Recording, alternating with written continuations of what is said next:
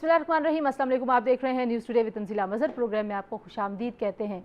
पाकिस्तान दुनिया के साथ अपने ताल्लुकात को लेकर कितना सेंसिटिव है, इन तमाम बातों के ऊपर आजकल आप तबसरे सुन रहे हैं और बहुत अहम एक दौरा इस वक्त पाकिस्तान के वज़ीर आज़म इमरान खान साहब कर रहे हैं। हमारे आर्मी चीफ जम बाजवा भी वहाँ पर मौजूद हैं। सऊदी अरब के साथ इस दौरे की अहमियत बहुत अहम है क्योंकि पिछले कुछ अरसे में बहुत ज़्यादा हमने देखा कि सेटबैक्स आए, पाकिस्तान और सऊदी अरब के ताल्लुकात बहुत निचली सतह पर चले गए।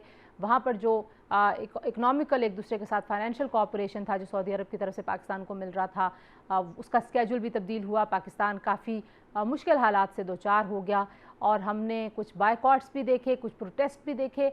बहरहाल अच्छी खबर ये है कि अब वो ताल्लुकात वापस ट्रैक पर आते हुए नज़र आ रहे हैं। बहुत सारी तब्दीलियाँ पूरी दुनिया में हो रही हैं, इंक्लूडिंग जो अमेरिका में इंतज़ामिया बदली है, जो बाइडन की पॉलिसी ईरान के हवाले से बदली है। इसी तनाजुर में हमने देखा कि सऊदी अरब ने भी ईरान के ऊपर अपनी तब्दीली में अपनी जो उनकी पॉलिसी है उसमें कुछ तब्दीली का इंदिया दिया है।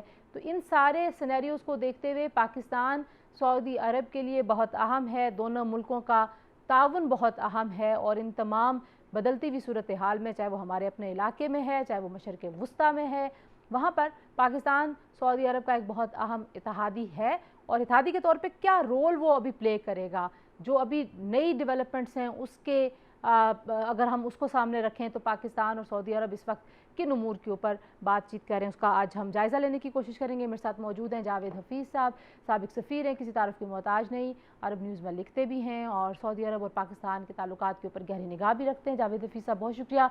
Lieutenant general retired Khalid Naeem Lodhi साहब हमारे साथ मौजूद हैं जी, दिफाई तज्ज़ियाकार हैं। जन साहब आपका भी बहुत शुक्रिया। मुबशर अनवार साहब हमें ज्वाइन करें सऊदी अरब से जी, सीनियर सहाफ़ी हैं, तज्ज़ियाकार हैं। मुबशर साहब आपका भी बहुत शुक्रिया। गुफ्तगू का आगाज़ में जावेद हफीज़ साहब आपसे करना चाहूँगी। माजी में हमने देखा कि ऐसे लग रहा था कि सऊदी अरब से हमारे ताल्लुकात बहुत ही ज़्यादा कोई लो लेवल पे चले गए हैं और बड़े कमज़ोर हो गए थे, काफ़ी मिसअंडरस्टैंडिंग्स भी थी, जहाँ पे आपने देखा कि कर्ज़े की जो किस्तें थी वो भी, उसका भी स्केड्यूल तब्दील हुआ, पाकिस्तान बड़ा अंडर प्रेशर आया। इस विज़िट से आपकी एक्सपेक्टेशन है क्या? ये रीसेटिंग ऑफ द रिलेशनशिप के लिए हम गए हैं या इसके कोई ब्रॉडर एस्पेक्ट्स भी हैं? जी देखिए, मैं तो इस बात को नहीं मानता कि सऊदी अरब और पाकिस्तान के ताल्लुकात कभी भी ख़राब हो सकते हैं, इसलिए कि ये एक अज़ली रिश्ता है जिसके ऊपर कोई टेम्पररी सेटबैक्स जो हैं वो असर नहीं करते। ये बहुत यानी लोगों ने उड़ाई कि जी पाकिस्तान जो है वो खलीज से ही निकल रहा है और हमारी जगह जो है वो कोई दूसरे ममालिक ले रहे हैं, तो उस किस्म की तो कोई बात थी नहीं। ठीक है। वो हम उससे बहुत आगे आ गए हैं और ये जो रिश्ता है, ये ताल्लुक जो है, ये बहुत पुराना है और हमेशा के लिए है। और इसमें मैं समझता हूँ कि आर्मी चीफ का पहले जाना, उन्होंने पहले से बातचीत तय की है कि डिफेंस कोऑपरेशन में क्या क्या मजीद हो सकता है, क्योंकि डिफेंस कोऑपरेशन भी हमारा और सऊदी अरब का 40-50 साल का बड़ा एक्टिव ताउन है। और अब आप देखें कि जो 3-4 MOU साइन हुए हैं, उसमें नारकोटिक कंट्रोल है, उसमें इंफ्रास्ट्रक्चर डेवलपमेंट है, उसमें सबसे इम्पोर्टेंट जो है वो सुप्रीम कोऑर्डिनेशन काउंसिल का क़याम है। इसलिए ये ताल्लुक जो है अब बहुत बेहतरी की तरफ जा रहा है और इंशाल्लाह और मजबूत होगा। ठीक हो गया। तो अच्छा, मैं तो इस स्टोरी को ठीक है, आप कह रहे हैं कि जी था ही नहीं खराब। मैं जैन साहब से पूछ लूँ, जैन साहब बहुत सारे लोग कह रहे हैं कि जो ईरान के ऊपर अमेरिका की पॉलिसी बदल रही है वहाँ पे भी इस दौरे की बड़ी अहमियत है। अफ़गानिस्तान में क्या किरदार हो सकता है, क्योंकि अब सऊदी अरब को लगता है कि नई जो अमरीकी इंतज़ामिया है शायद उनके साथ उनके ताल्लुकात की नौयत सदर ट्रंप जैसी नहीं रही। तो आपको लगता है कि जो ग्लोबल चेंजेस हुई हैं उसकी वजह से भी अब सऊदी अरब को ज़रूरत है कि पाकिस्तान के साथ जो भी सेटबैक्स आए हैं उनको रीडू किया जाए, अनडू करके रीसेट किया जाए सारे सिनेरियो को? जावेद साहब की इस बात से मैं मुत्तफिक हूँ कि कुछ मुल्कों के साथ हमारे ऐसे ताल्लुकात हैं कि वो थोड़ी बहुत ऊंच नीच से बहुत ज़्यादा उनमें फ़र्क नहीं पड़ सकता। लेकिन साथ ये भी याद रखें, जो आपने बात की है मैं उसको आगे बढ़ाता हूँ कि जो जो भाई करीब होते हैं फिर पैगाम रसानी का काम भी वही करते हैं। तो ये जो आपने इंडिया दिया कि शायद हम जो उधर गए हैं तो हमारे बायलैटरल जो ताल्लुकात हैं उसके अलावा भी कोई बातचीत होगी, मैं समझता हूँ कि ज़रूर होगी, और उसमें अफगानिस्तान मुझे लग रहा है कि सर फहरिस्त होगा, और उसके अलावा ईरान की शायद बात हो जाए। अमेरिका जो मज़ीद हमसे कोई अगर चाह रहा है या एक्सट्रैक्ट करना चाह रहा है या हमारा रिएक्शन लेना चाह रहा है, वो भी उसमें होगा।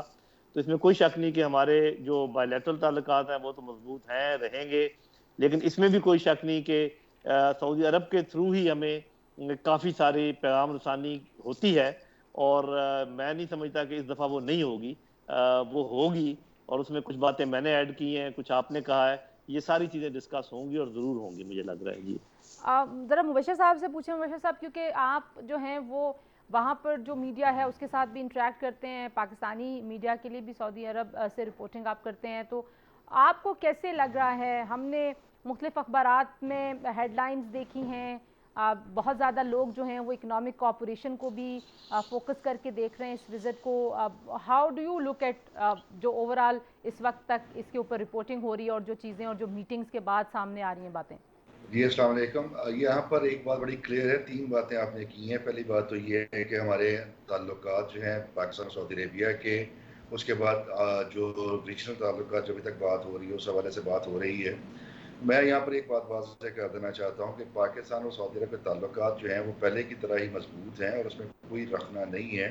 मामूली जो अप डाउन आता है वो भाइयों के दरमियान हो जाता है, लेकिन उसका मतलब ये नहीं है कि हमारी वो स्ट्रेटजिक पोजीशन चेंज हो गई है।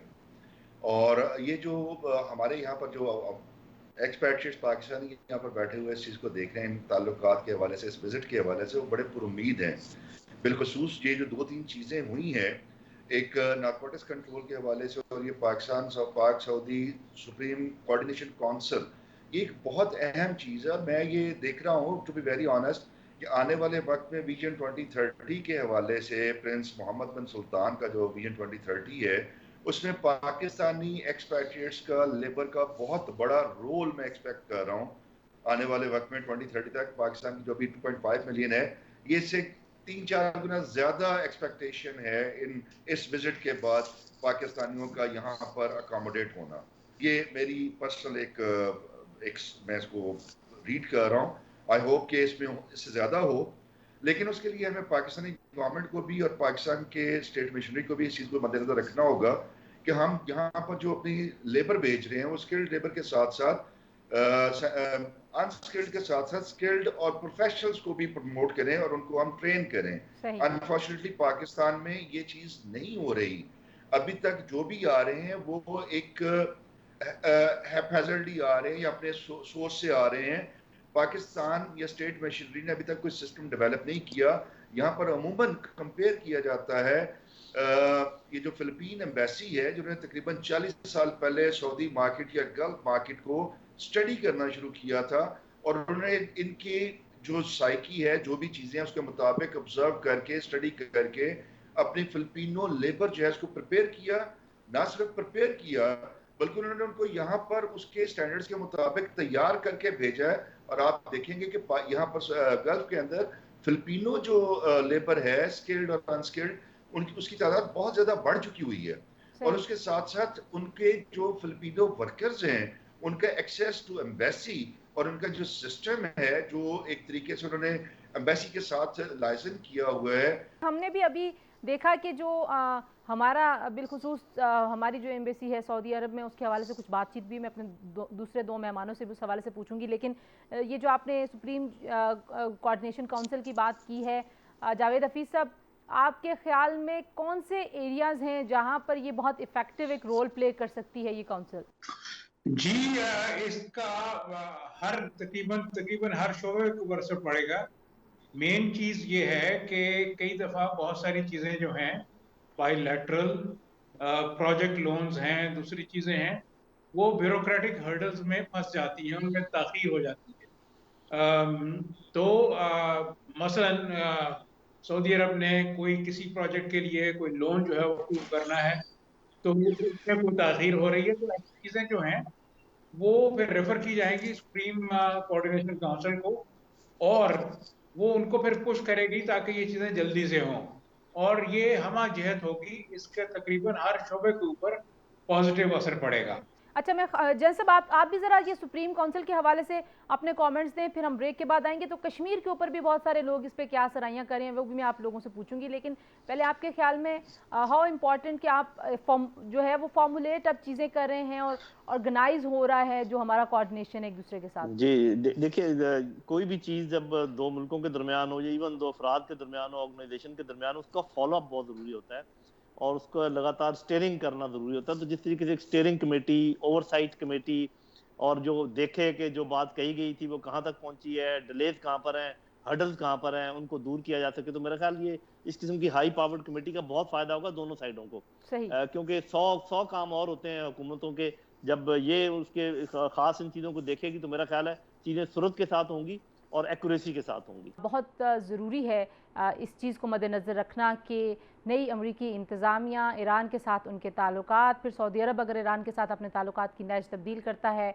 तो ईरान के साथ पाकिस्तान के ताल्लुकात हमेशा से अच्छे रहे हैं।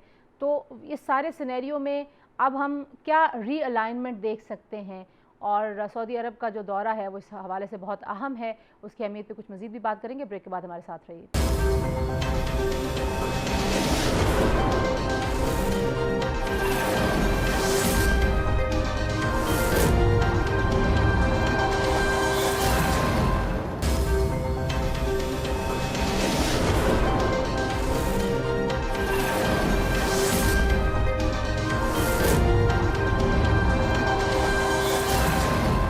जी, प्रोग्राम में एक बार फिर आपको खुशामदीद कहते हैं। और जैसे हमने बात की जावेद हफीज़ साहब, अगर हम अमरीकी तनाजुर में देखें, और हम देख रहे थे कि सऊदी अरब बहुत करीब हो गया था जब ट्रंप एडमिनिस्ट्रेशन थी वहाँ पर, और अब हम ईरान के ऊपर अमेरिका की पॉलिसी को कुछ तब्दील होता हुआ देख रहे हैं। फिर अमेरिका अफ़गानिस्तान से भी निकल रहा है। इन सारे सिनेरियोज़ में आपको लगता है कि जो पाकिस्तान की तरफ से ऑफ़र हुआ था सऊदी अरब को कि ईरान के साथ उनके ताल्लुकात को बेहतर करने में पाकिस्तान किरदार अदा कर सकता है, यू थिंक कि उसमें इतनी उस किरदार में अब इतनी जान पड़ जाएगी कि वाकई पाकिस्तान कोई अमली किरदार अदा कर सकेगा?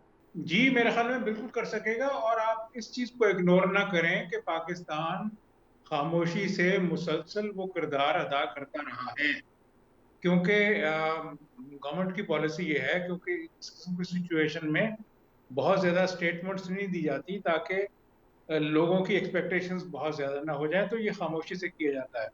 इसके बरक्स आप ये देखें कि it is very clear now कि जो पाकिस्तान और इंडिया के दरमियान टेंशन्स कम हुई हैं कश्मीर में, उसमें भी सऊदी अरब का और यूएई दोनों का रोल है, वहाँ से पैगाम रसानी होती रही है। सऊदी अरब और ईरान के दरमियान वो, यानी ये कोई हमेशा हमेशा के दुश्मन नहीं है। 1979 से पहले इनकी बड़ी दोस्ती थी, तावन था। और अब क्राउन प्रिंस मोहम्मद बिन सलमान ने ये कहा है कि हम खित्ते के ममालिक हैं, हमें नॉर्मलाइज करना चाहिए ताकि हमारे ताल्लुकात जो हैं अच्छे होंगे, तो पूरे मिडल ईस्ट में खुशहाली आएगी। सही। ये सारी खुशहाल चीज़ें हैं और इसमें पाकिस्तान का रोल भी बढ़ेगा। ठीक हो गया। अच्छा, जो यमन की जंग है जन साहब, हमने वहाँ पर भी देखा था कि ज़ाहिर है पाकिस्तान ने शमूलियत वहाँ पर नहीं की थी। पाकिस्तान की पार्लियामेंट ने ये फैसला किया था कि हम नहीं उसमें शामिल होते। आपको लगता है कि अब सऊदी अरब में भी ये रियलाइजेशन है कि जंगें जो हैं वो एक ना ख़त्म होने वाला सिलसिला बन जाती हैं और उनसे आप कुछ सीख नहीं सकते, क्योंकि काफ़ी ज़्यादा अब इशारे मिल रहे हैं कि इस पूरे रीजन में और मिडिल ईस्ट में सऊदी अरब जो है वो अब अपने पार्टनर्स के साथ ज़्यादा कोऑपरेशन चाहता है। तो जाहिर है जो अहम ममालिक हैं जैसे तुर्की है, पाकिस्तान के तुर्की के साथ बड़े अच्छे ताल्लुकात हैं, तो पाकिस्तान की इम्पोर्टेंस तो है सऊदी अरब के लिए। जी, इसमें तो कोई शक नहीं है। और अब देखें कि ओवरऑल जो चेंजेस आ रही हैं, जिस तरीके से कभी ये तसव्वुर भी नहीं किया जा सकता था कि अरबों और इसराइल के दरमियान हालात बेहतर होने की तरफ चल पड़ेंगे।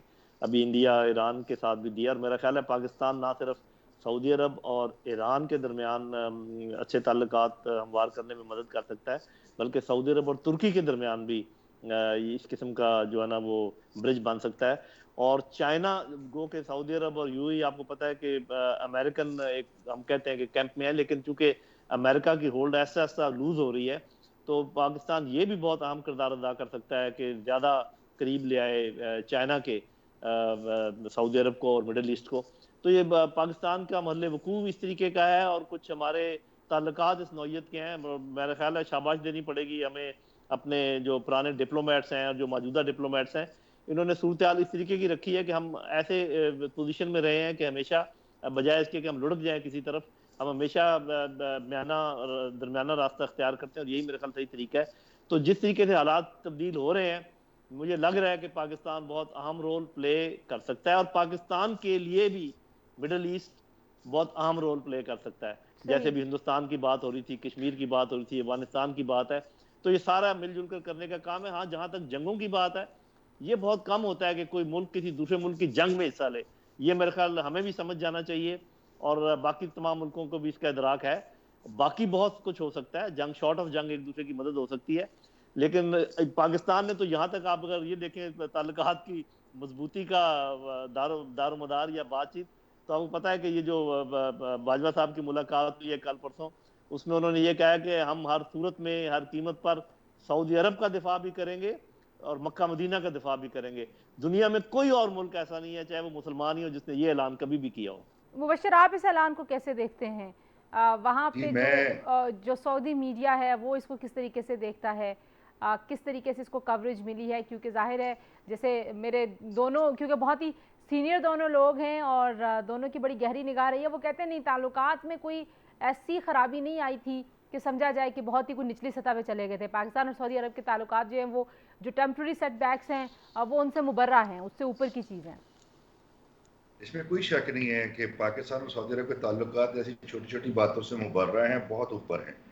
रही बात सऊदी मीडिया की, और यहाँ पर इस हवाले से कि पाकिस्तान का रोल क्या है, सऊदी मीडिया इसको बहुत अच्छे तरीके से देख रहा है, और उनको ये पता है यहाँ पर पाकिस्तानियों के हवाले से सऊदी लॉ एनफोर्सिंग एजेंसीज का रोल भी बड़ा पॉजिटिव रहता है। अगर किसी दूसरी कम्युनिटी को यहाँ पर इकट्ठा होने की इजाज़त नहीं है, तो उसके मतलब पाकिस्तानी कम्युनिटी के मतलब उनका रोल बहुत लीनियंट रहता है, वो उनको इग्नोर कर देते हैं। उनको ये यकीन है कि पाकिस्तानी कुछ भी कर लें, ममलकत सऊदी अरेबिया के खिलाफ ये नहीं जा सकते, ये अपने तौर पर जो मर्जी करें, इनको हमें इनसे कोई खतरा नहीं है। दूसरी कम्युनिटीज के ऊपर सऊदी लॉ एनफोर्समेंट एजेंसीज जो हैं वो खुसूसी नजर रखती हैं, लेकिन पाकिस्तानी कम्युनिटी के ऊपर उनकी ऐसी नजर नहीं होती, वो उनको हमेशा अपना भाई समझते हैं।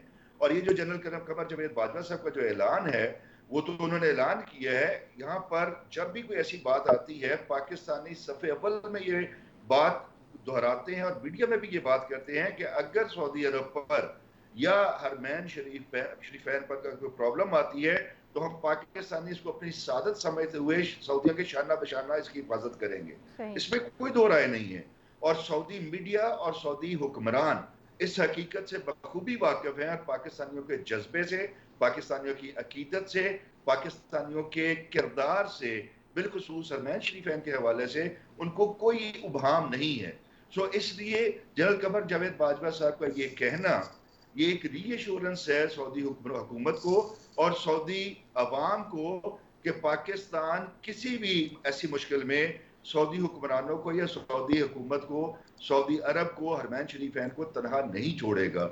यही वो बुनियादी तौर पर वो डेप्थ है पाकिस्तान सऊदी अरेबिया के ताल्लुकात के दरमियान, जो पाकिस्तान और सऊदी अरेबिया के ताल्लुकात को हमेशा एक अहम मकाम पर रखती है, और छोटी मोटी बातें जो हैं इनमें रखना नहीं डाल सकती। सही। जावेद हफीज़ साहब, आप मुझे ये भी बताइए कि हम अक्सर, जाहिर है जो आपकी डिप्लोमेसी की ज़बान होती है उसमें लोग कहते हैं कि जो स्टेट्स होती हैं वो जो अपने इंटरनल मामलात होते हैं उनसे हट के स्टेट टू स्टेट रिलेशनशिप बनाती है, लेकिन हमने देखा था कि यूएई में जब एक कॉन्फ्रेंस हो रही थी, वज़ीर ख़ारजा हमारे वहाँ से, उन्होंने बायकॉट किया था, कुछ प्रोटेस्ट भी हुआ था।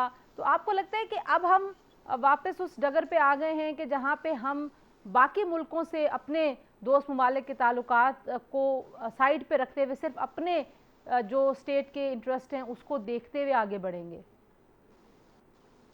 यूएई में क्या आपका इशारा जो है वो उस तरफ है जब वज़ीर ख़ारजा शाह महमूद कुरैशी ने बायकॉट किया था सुषमा स्वराज की वजह से उसमें ओआईसी की मीटिंग में नहीं? जी जी जी जी, आप ये देखिए कि तंजीला के उस वक्त जो है यानी कश्मीर का मामला बहुत नाजुक था, अब भी है। 5 अगस्त 2019 में जो कुछ वहाँ पे हुआ है हम उस चीज़ को इग्नोर नहीं कर सकते। लेकिन जो आपने कहा कि बैनुल-अक़वामी ताल्लुकात जो हैं वो बाहमी मुफ़ाद पे होते हैं। मैं 2-3 चीज़ों को जल्दी-जल्दी हाइलाइट करना चाहूँगा। जी, जी। यमन की जंग में हमारा ना जाना जो है वो पार्लियामेंट का बिल्कुल सही फैसला था। हमारी ये स्टैंडिंग पॉलिसी रही है कि जब अरब भाइयों में आपस में कोई तनाज़ा होगा तो हम उसमें फ़रीक नहीं बनेंगे। और चीज़ जो जिसको मैं हाइलाइट करना चाहता हूँ कि वो 2 फैक्टर ऐसे हैं जिनको कोई दूसरा मुल्क जिनमें पाकिस्तान को रिप्लेस नहीं कर सकता।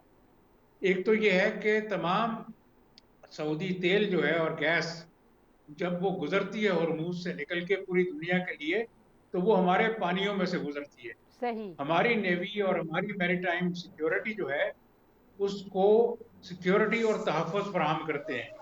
तो ये हमारी जो जोग्राफ़ियाई वक़ूफ़ है, उसकी वजह से हम तमाम खलीजी ममालिक के लिए बहुत अहम हैं। दूसरी चीज़ ये है कि जब सी पैक मुकम्मल होगा, तो खलीजी ममालिक को तेल जो है, वो पाकिस्तान के रास्ते से जनूबी चीन को जाएगा।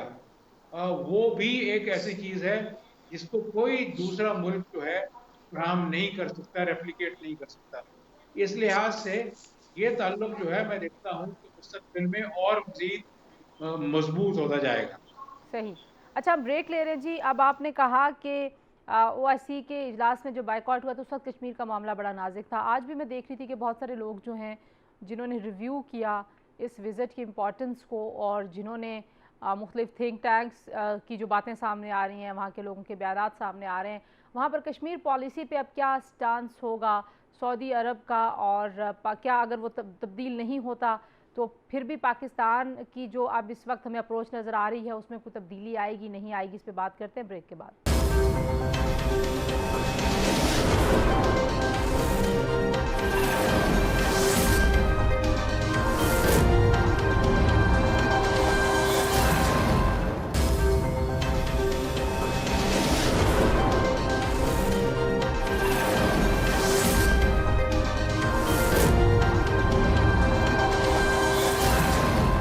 जी, welcome to news today with Tanzeela Mazhar ji. बात हम कर रहे हैं इस वक्त सऊदी अरब के साथ हमारे ताल्लुकात, और ज़ाहिर है कुछ चीज़ें हैं जो क्या सराइयों पर मबनी हैं, कुछ चीज़ें हैं जो हमने प्रैक्टिकली होते हुए देखी कि जो कर्ज़ दिया था सऊदी अरब ने, उन्होंने वो किस्त मांग ली जल्दी, फिर वो दी पाकिस्तान ने चीन की मदद से, अब वो दूसरी किस्त भी अदा कर चुके हैं। बहरहाल अब चीज़ें बेहतरी की तरफ जा रही हैं। जैन साहब, जो आपने अभी जैसे जावेद हफीज़ साहब कह रहे थे कि उस वक्त मामला बहुत नाजुक था, आज भी बहुत नाजुक है, क्योंकि जो कश्मीर की पॉलिसी है पाकिस्तान की और जो स्टांस हमेशा से पाकिस्तान का रहा है, उसमें पाकिस्तान की रियासती सतह पर कभी भी ज़ाहिर कोई तब्दीली नहीं आ सकती, लेकिन सऊदी अरब की तब्दीली जो है वो कश्मीर के ऊपर जो उनका मौक़िफ़ है, आपको लगता है कि अब वो इन सारी जो चीज़ें अब दोबारा कोऑर्डिनेशन शुरू हुई है, अब दोबारा ज़रा गर्मजोशी नज़र आ रही है ताल्लुकात में और बहाली हुई है, वो जो सेटबैक्स थे अब उनसे जो नुकसान हुआ अब उसको लोग चाह रहे हैं कि अब वो नुकसान का अजाला हो जाए, तो उसमें ये कोई सोर पॉइंट के तौर पे रहेगा कश्मीर पॉलिसी के ऊपर सऊदी अरब का मौक़िफ़ क्या होगा? एक तरफ तो हमें ये यकीन है कि ये दो बरादर मुल्क हैं और आपस में बायलैटरली बहुत कुछ हमारा कॉमन है जिस पर कि हम काम कर सकते हैं, लेकिन ये भी बात ध्यान में रहनी चाहिए कि ये दो मुख्तलिफ मुल्क हैं, ये एक मुल्क नहीं है, जिसका ये मतलब ये है कि इनके अपने अपने इंटरेस्ट हैं। और मेरा ख्याल है कि एक अपने भाई के ऊपर इतना दबाव ना सऊदी अरब को पाकिस्तान पर डालना चाहिए, ना पाकिस्तान को सऊदी अरब पर डालना चाहिए, जहाँ उनके जो अपने मुल्की मफादात हैं उनके ऊपर कोई प्रेशर आ जाए। तो पाकिस्तान को ये बात समझ लेनी चाहिए कि जब हम यमन के लिए नहीं गए थे एक्सक्यूज मी, तो वो एक हमारा इंटरेस्ट था, उस पर वो सऊदी जरूर नाराज हुए होंगे, लेकिन वो भी जल्दी समझ गए। तो मेरा अपना ख्याल ये है कि इर्रिस्पेक्टिव कि सऊदी अरेबिया कश्मीर के ऊपर हमारी एक्सपेक्टेशन तो यही है जो आप कह रही हैं, और इससे फ़र्क भी बहुत पड़ता है। साफ ज़ाहिर है जो ममालिक हमायत करते हैं आप उनके और करीब हो जाते हैं, हमायत नहीं करते तो आप थोड़ा सा, लेकिन और भी 100 चीज़ें हैं। ये बहुत बड़ी चीज़ है, मैं मानता हूँ, लेकिन मैं ये भी कहूँगा कि सिर्फ इस एक मामले के ऊपर यरगमाल नहीं बना देना चाहिए दो मुल्कों के ताल्लुकात को, समझदारी से काम लेना चाहिए, उनकी जो लिमिटेशंस हैं उनको समझने की कोशिश करनी चाहिए, और हमें बहुत सारे काम अपने खुद करने होंगे और मुल्कों की हमायत हासिल करें। अगर उनकी हमायत मिल जाए तो 100 बिस्मिल्लाह, हो सकता है, मैं तो समझता हूँ कि अगर वो न्यूट्रल भी हो जाए, क्योंकि कुछ ऐसे बयानात उनके आए थे कि जिसमें ऐसे लगता था कि वो शायद हमायत कर रहे हैं हमारे खिलाफ हिंदुस्तान की। अगर वो भी खत्म हो जाए तो काफी है। लेकिन असल समझने की बात यह है, दो अलग अलग मुल्क हैं लेकिन बरादर मुल्क हैं। 1500 चीजों के ऊपर आपकी आपस में यकजहती हो सकती है, अंडरस्टैंडिंग हो सकती है, दो तीन पे नहीं भी अगर होगी तो बहुत ज्यादा इसको तलखी में नहीं समझना चाहिए जी। सही। अच्छा, मिडिल ईस्ट की भी कुछ बात हुई है। पहले मुबशर मैं आपसे पूछ लूँ कि मिडिल ईस्ट के साथ सऊदी अरब के ताल्लुकात आपको लगता है कि अमरीकी जो इंतज़ामिया उसके बदलने के बाद, फिर ईरान के ऊपर पॉलिसी बदलने के बाद, बाकी ममालिक के ऊपर भी सऊदी अरब की पॉलिसी आपको तब्दील होती हुई नज़र आ रही है? जी तंजीला, बिल्कुल ये आपने बहुत अच्छा सवाल किया और ये बड़ा पर्टिनेंट और इस वक्त बड़ा रेलेवेंट क्वेश्चन है।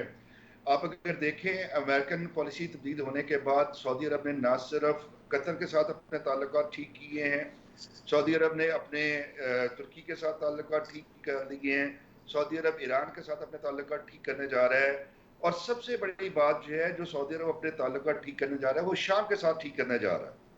अब ये एक ऐसा पैराडाइम शिफ्ट है जो हम गुज़िश्ता चंद सालों में एक्सपेक्ट ही नहीं कर सकते थे, और ये एक ऐसी चीज है जो यहाँ पर सऊदी, हम एक बात बड़ी कॉमन है और बड़ी मुसल्लमा एस्टेब्लिश्ड है कि अरबियों की जो जहानत है वो मुसल्लमा है।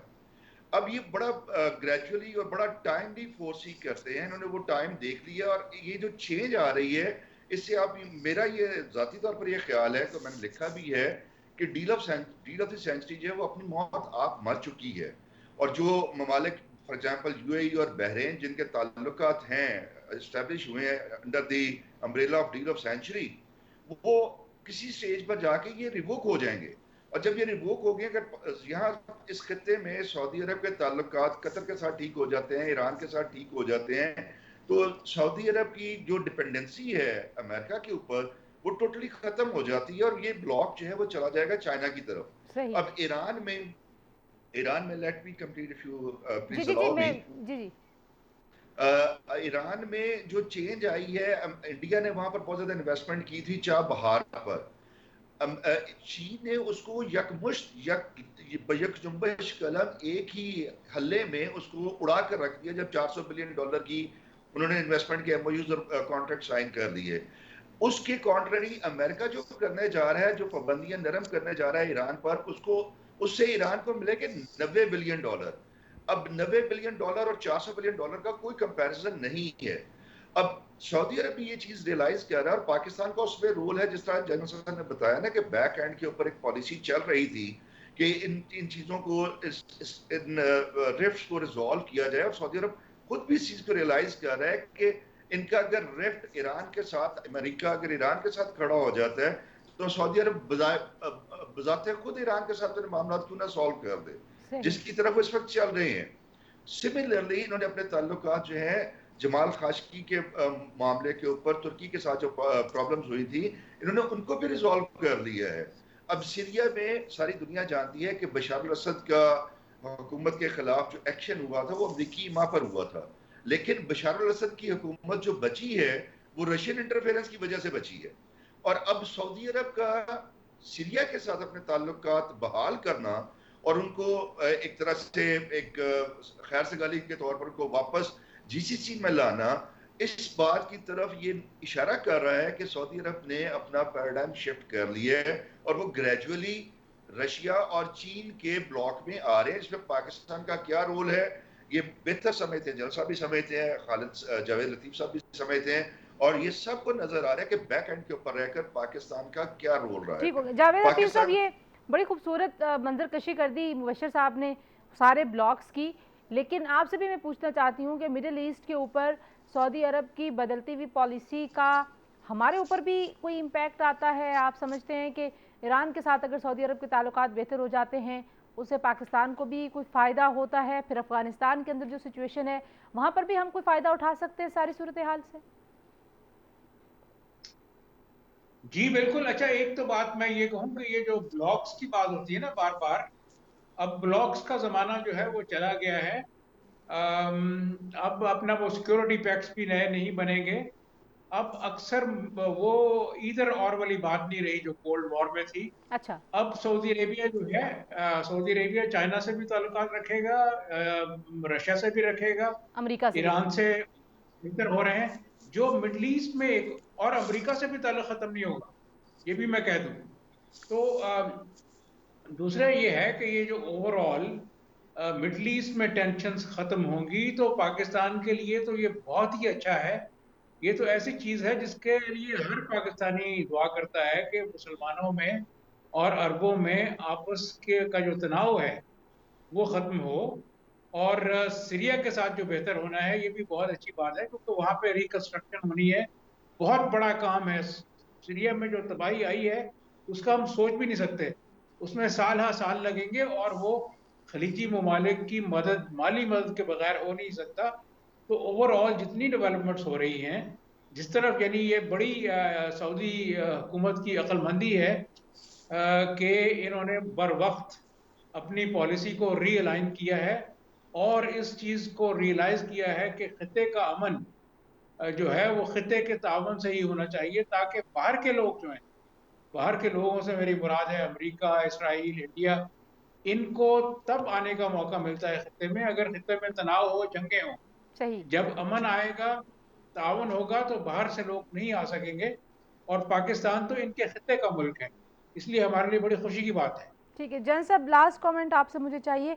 आपके ख्याल में जो पॉलिसी अब रीजनल मिडिल ईस्ट की हद तक बदल रही है, फिर ज़ाहिर है हमारे अपने रीजन में बहुत अहम तब्दीलियाँ हो रही हैं अफ़गानिस्तान के तनाजुर में, तो उस में आप इमरान खान साहब के इस दौरे को, फिर आर्मी चीफ की मुलाकात को किस तरीके से देखते हैं कि कितना हमारे ऊपर इसका इम्पैक्ट आता है इन सारी तब्दीलियों का?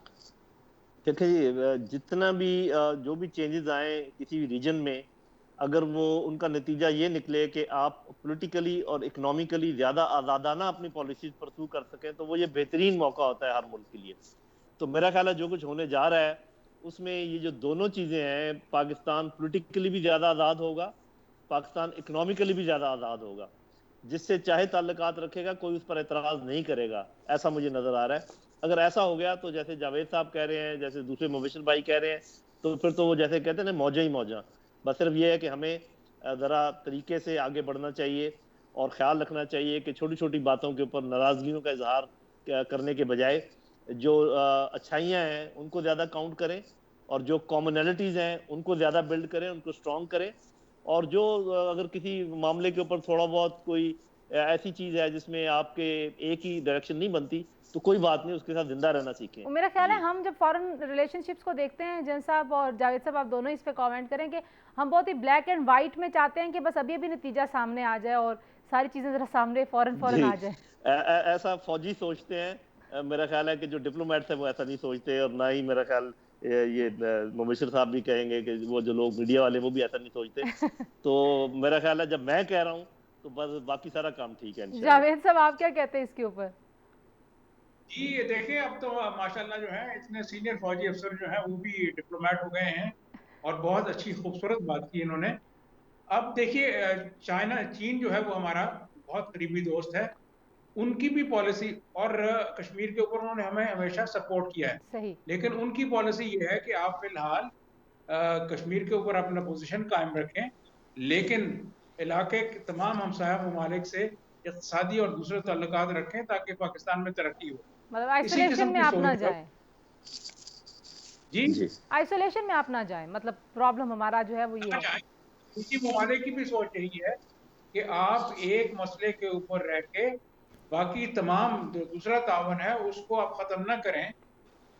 ये आपके अपने मुफाद में है, और ये मेरे ख्याल में अच्छी साहिब राय है। कश्मीर के ऊपर हमारा स्टैंड रहना चाहिए, क्योंकि वो उसूली है, ठीक है। इखलाकी तौर के ऊपर हमारा अपर है, लेकिन हमें तमाम खिते को देख के ताउन की तरफ जाना चाहिए और आगे बढ़ना चाहिए। Thank you so much Javed Hafeez Sahab, lieutenant general retired Khalid Naeem Lodhi Sahab, Mubashir अनवार साहब, आप तीनों का बहुत शुक्रिया जी। गुफ्तगू सुनी आपने मेहमानों की।